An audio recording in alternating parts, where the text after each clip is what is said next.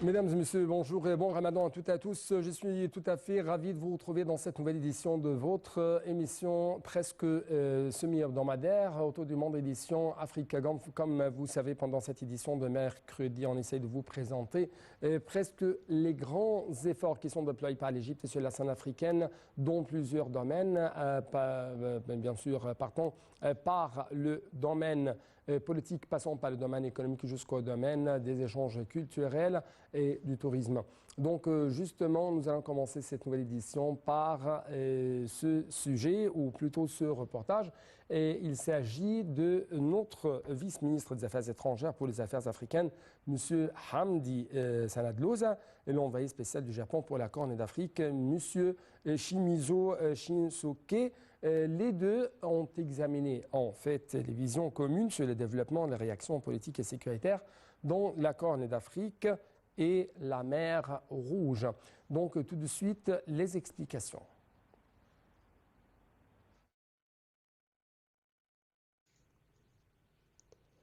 Le vice-ministre des Affaires étrangères pour les affaires africaines, Hamdi Sanad-Louza, et l'envoyé spécial du Japon pour la Corne d'Afrique, Shimizu Shinsuke, ont examiné les visions communes sur le développement et réactions politiques et sécuritaires dans la Corne de l'Afrique et la mer Rouge.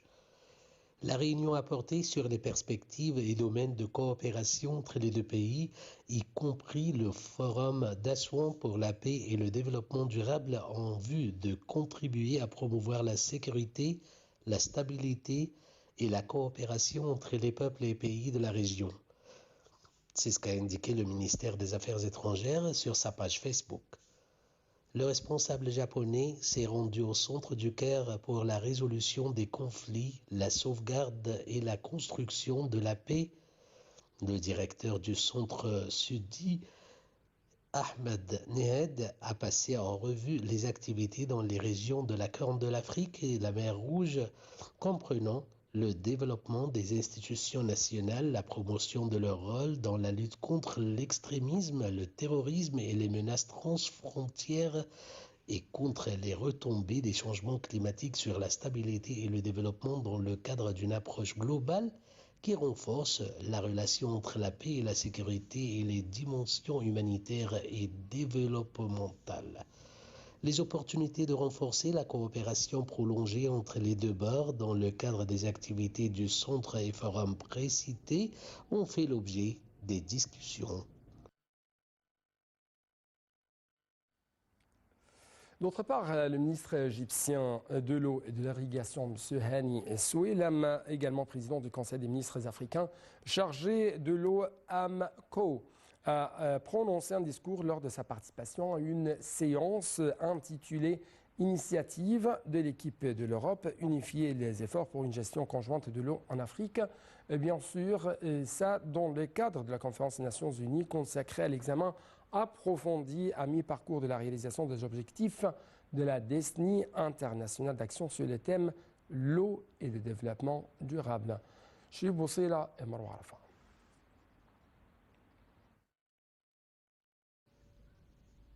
Le ministre de l'eau et de l'irrigation, Hani Soueilem, également président du Conseil des ministres africains chargé de l'eau, a affirmé que le secteur de l'eau relevait plusieurs défis à l'échelle mondiale tout en soulignant l'importance de se concentrer sur la coopération en matière de gestion conjointe de l'eau étant un élément essentiel dans la promotion du développement socio-économique. M. Soueilem a tenu ses propos dans le cadre d'un discours prononcé lors de sa participation à une séance intitulée « Initiative de l'équipe de l'Europe » unifier les efforts pour une gestion conjointe de l'eau en Afrique. Dans le cadre de la conférence des Nations Unies consacrée à l'examen approfondi à mi-parcours de la réalisation des objectifs de la décennie internationale d'action sur le thème l'eau et le développement durable. On ne peut pas réaliser l'agenda de l'Union africaine 2063, l'Afrique que nous voulons, sans gestion durable des sources d'eau conjointes. C'est ce qu'a mentionné le ministre, soulignant que la réalisation des objectifs continentaux et mondiaux en matière de demande en eau, la coopération et la coordination efficace étaient très importantes pour améliorer la gestion de l'eau. Le ministre a loué l'initiative précitée vu son importance aux échelons national, régional et continental. Notons qu'elle est en complémentarité avec un nombre d'initiatives existantes, notamment l'initiative Adaptation dans le secteur de l'eau, qui vise à stimuler une coopération globale dans le domaine de l'adaptation au changement climatique. Et enfin, dans le cadre de la préparation de la COP 28 et la coopération de plus en plus étroite entre la région arabe et la région africaine, les Émirats arabes unis et la Gambie ont examiné récemment les opportunités prometteuses de coopération bilatérale tous azimuts. Chez Boussela et Marwa Arafa.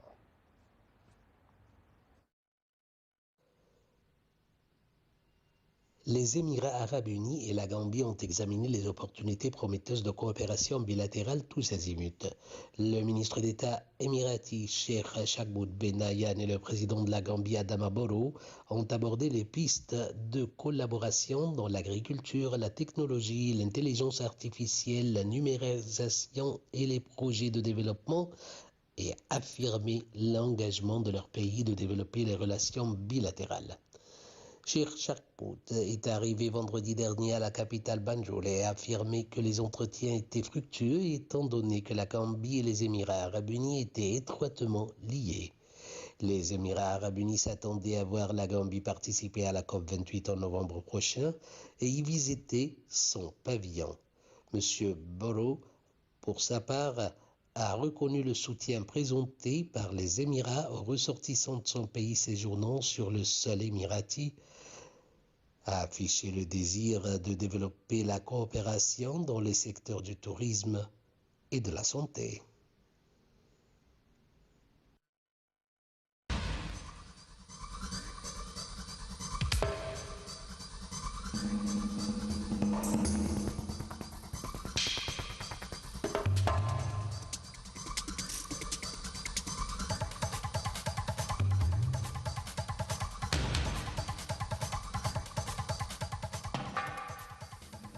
Donc, c'est ainsi, chers téléspectateurs, nous arrivons à un autre sujet à discuter aujourd'hui durant les prochaines minutes de cette édition d'Autour du Monde et toujours dans le cadre de cette coopération de plus en plus étroite entre les Arabes et les Africains, entre quand même les pays émergents, entre les pays sud-sud.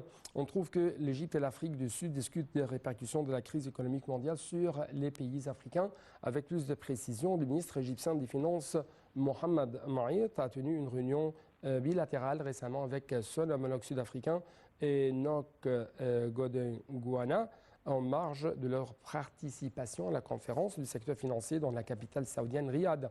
Ces discussions s'inscrivent dans le cadre du renforcement de la coordination conjointe entre les pays du continent et des forums internationaux sur divers enjeux économiques qui se déroulent sur la scène mondiale, et ça à la suite de la guerre en Europe ainsi qu'à la suite des problèmes résultant du changement climatique. Ces discussions s'inscrivent également dans le cadre de l'accord sur une vision unique au service du continent africain. Donc, plusieurs questions, plusieurs points à discuter, à quand même susciter pendant les prochaines minutes avec notre invité, M. Moustapha Tamem, l'expert économique, ex-expert quand même au sein du Fonds monétaire international. Monsieur Moustapha Tamem, bonjour et bon Ramadan. Bonjour, à bon. Bonjour monsieur. En fait, l'Égypte et l'Afrique du Sud ont cherché pendant ce forum de Riyad les répercussions de la crise économique mondiale sur les économies des pays africains et émergents. Ils ont de même souligné l'importance des efforts concertés du continent africain pour faire face aux effets négatifs qui en résultent, notamment en matière de sécurité alimentaire en raison des prix élevés du carburant et des denrées alimentaires ainsi que des coûts de financement. Donc ma question porte sur comment vous trouvez l'importance ou plutôt la nécessité de cette coopération de plus en plus étroite entre les pays du continent africain pour arriver à concrétiser une voie seule, unique, une voie forte plutôt de l'Afrique face à ces répercussions néfastes qui touchent la population africaine tout entière. Certainement, cette conférence est très, très importante. Certainement, comme on a vu maintenant, on a la crise économique mondiale, et on a la guerre en Ukraine aussi. Et certainement, l'Égypte donne beaucoup de pouvoir d'avoir une coopération avec les pays africains. Et peut-être le gouvernement et le président on a élevé les relations entre les pays africains et l'Égypte, certainement. Et ça va donner un pouvoir aussi pour avoir une coopération entre le monde entier, parce que l'Égypte va être le centre pour le contact entre les pays africains et le monde entier. Alors ça, c'est très, très important, cette conférence-là. Certainement, quand je vous ai dit, avec la crise économique mondiale qu'on a, que le monde souffre maintenant. Oui. Donc, à la lumière de ce que vous avez nous expliqué, comment vous estimez l'importance de la complémentarité entre les pays africains en particulier et les pays émergents en général, notamment les pays arabes comme l'Arabie saoudite et les Émirats arabes unis, pour surmonter les différentes crises faites par la guerre en Europe et pour éliminer quand même l'extension de ces guerres ou de ces répercussions, plutôt l'extension de ces guerres sur la scène africaine, sur la scène arabe? Certainement, cette guerre-là, elle a un effet négatif sur le monde entier, pas seulement sur les pays africains et le monde arabe. Alors certainement, maintenant, la coopération entre les pays africains et les pays arabes, c'est essentiel. Et certainement, les pays africains ont beaucoup de ressources. Je vais vous donner un exemple. Oui. Le Soudan, par exemple, ils ont beaucoup beaucoup de terrains pour les produits d'agriculture. Et certainement, avec les finances des pays arabes et la main-d'œuvre peut-être d'autres pays qui ont des expériences dans le domaine agriculture, certainement, ça va nous donner un pouvoir pour avoir la nourriture pour les pays du Moyen-Orient. Ouais. Ça, c'est très, très important. Un autre aspect qui est très, très important, c'est le transfert de la technologie. Certainement, les pays africains, peut-être, on a besoin de ça pour élever leur économie. De l'autre côté aussi, c'est très, très important d'avoir un système pour l'éducation et pour élever les ressources humaines. Ça, c'est très, très important pour avoir une coopération entre ces pays-là. Oui. Vous avez quand même suscité plusieurs points et plusieurs éléments pendant votre réponse. Mais justement, j'aimerais encore une fois prendre en détail l'importance de financement à bas coût concessionnel pour les pays africains afin qu'ils s'adaptent au changement climatique et répondent aux besoins de leur développement économique. Je pose ces questions parce que quand même, pendant cette conférence tenue à Riyad, l'Égypte et l'Afrique du Sud ont évoqué l'importance du rôle des institutions financières internationales dans la fourniture de financement à faible coût, ou quand même à coût moins élevé, à des conditions concessionnelles aux économies émergentes, ce qui, selon les propres termes, les propres déclarations de l'Égypte et l'Afrique du Sud, ce qui permet à ces pays à s'adapter, à faire face aux conséquences négatives de changement climatique ainsi qu'à se transformer progressivement vers une économie verte basée sur l'utilisation de ressources énergétiques propres telles que l'hydrogène vert. Donc,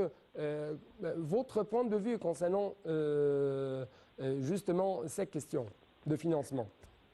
Certainement, la question des finances est très, très importante parce que peut-être beaucoup des pays africains n'ont pas les moyens financiers pour élever leur économie. Alors, c'est très, très important d'avoir les finances. De l'autre côté, c'est très, très important aussi, avant de donner ces finances-là, on doit avoir une assurance qu'il y a la technologie, il y a les ressources humaines qui pourraient élever ces projets-là. De l'autre côté aussi, c'est très, très important d'avoir un système pour élever la bureaucratie, parce que certains pays africains peut-être souffrent de cette bureaucratie, et ça, ce serait peut-être un obstacle pour le développement de ces pays-là. De l'autre côté aussi, peut-être l'Égypte a beaucoup d'expérience quand vous avez vu la conférence de COP, COP 27. 27 qui était à Sharm el-Sheikh depuis 4 mois, en novembre passé. On a donné beaucoup de recommandations, peut-être. Et ces recommandations, c'est très, très important pour avoir un plan d'action, pour avoir un système mettre ça en place, pour donner une chance à ces pays-là pour avoir les bénéfices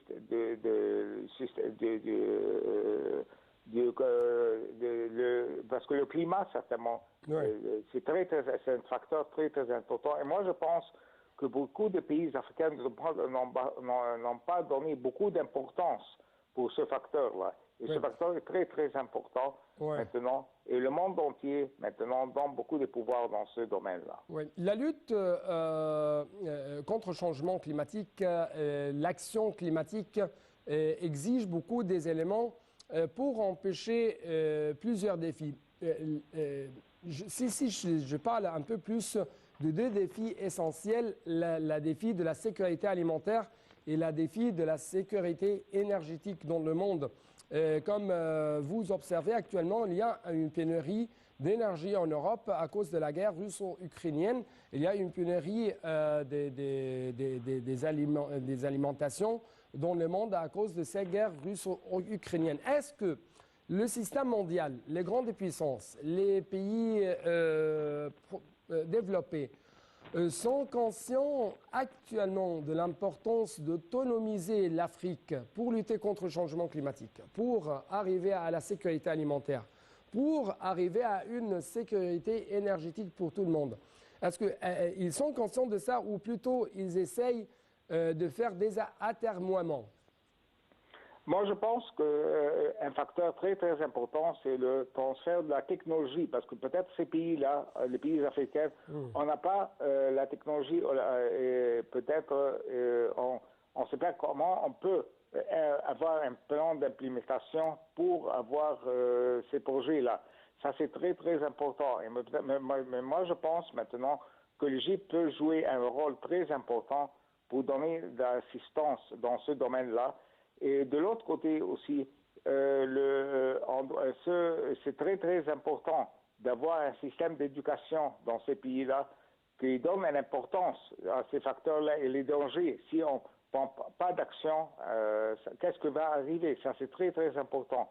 Et peut-être c'est le rôle de la média et peut-être les journaux et la télévision, tous les méthodes de communication. C'est très, très important de donner. Donc vous parlez de capital humain africain. Justement, récemment, il y avait des contacts à haut niveau entre l'Égypte et l'Union européenne concernant la lutte contre l'immigration clandestine. Et toujours l'Égypte avance sa vision concernant comment nous pouvons arriver à réaliser ce but. Ce n'est que pas comme a été dans les années passées, à travers un traitement sécuritaire, mais plutôt à travers un traitement de développement, à travers le fait de créer un espoir pour le peuple, notamment sahélo-saharien.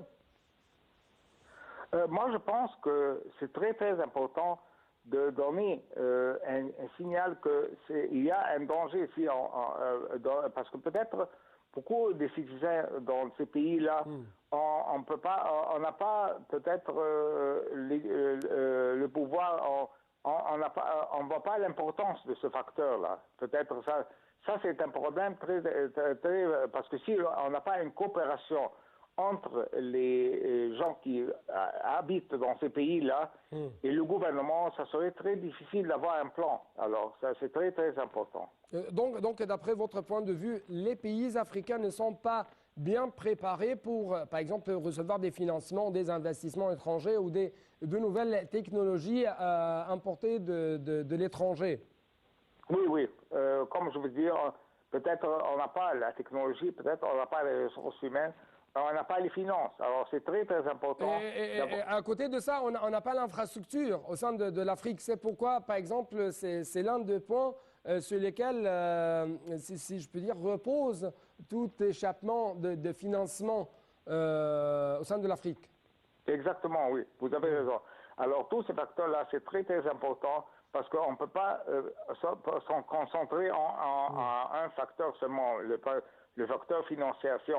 Peut-être si on néglige les autres facteurs, ça va nous donner des résultats positifs. C'est très très important d'avoir un plan pour avoir les facteurs qu'on a dit. Et d'avoir quand même des canaux transparents, parce qu'il y a toujours des pays africains qui sont frappés par la corruption, qui sont frappés par la malgestion. Exactement, oui. Donc c'est tout à fait important d'avoir des canaux transparents, d'avoir des projets sur le terrain bien clairs pour tout le monde, pour les investisseurs, pour ces pays qui veulent financer un tel projet ou l'établissement de tout projet. Exactement, oui. Donc, Monsieur Moussa Fadamem, merci beaucoup pour de tels éclaircissements de votre part concernant ce sujet. Bien sûr, cette coopération de plus en plus étroite entre l'Égypte et l'Afrique du Sud, mais quand même entre les pays du continent africain afin de faire face à différentes répercussions néfastes dues à la guerre russo-ukrainienne, dues au changement climatique, dues aux grands défis comme les défis sécuritaires, les défis de financement, les défis de dette, les défis quand même de l'alimentation. Donc, avec ça, nous devons clôturer cette édition. C'est pourquoi permettez-moi de vous remercier infiniment toujours. Bon Ramadan à tout le monde.